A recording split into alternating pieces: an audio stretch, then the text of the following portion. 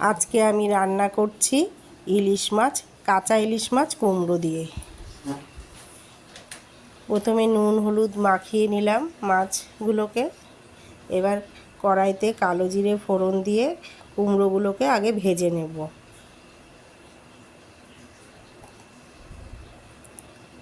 কুমড়ো ভাজা হয়ে গেছে। লবণ, হলুদ,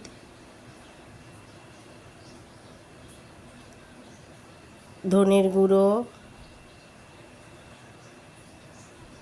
আর কাঁচা লঙ্কা বাটা দিয়ে ভালো করে কষিয়ে নেব।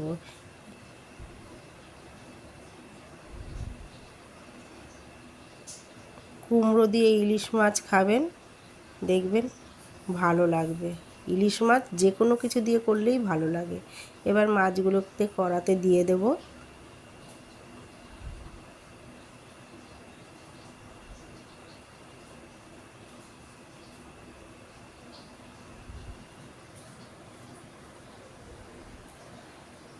মাছ ফুটে এসছে। আমার একটু অভ্যেস আছে লঙ্কার গুঁড়ো, কাশ্মীরি লঙ্কার গুঁড়ো দেওয়া, তাই একটু দিয়ে দিলাম। মাছগুলোকে উল্টে পাল্টে দেবো এবার। কাঁচা মাছ তো ভাজিনি, ইলিশ মাছ একটু নরম হয়, ওই জন্য আস্তে আস্তে করে উল্টে দিচ্ছি।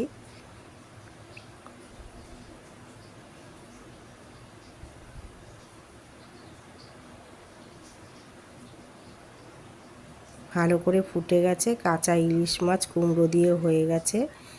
লাইক করবেন, শেয়ার করবেন, সাবস্ক্রাইব করবেন।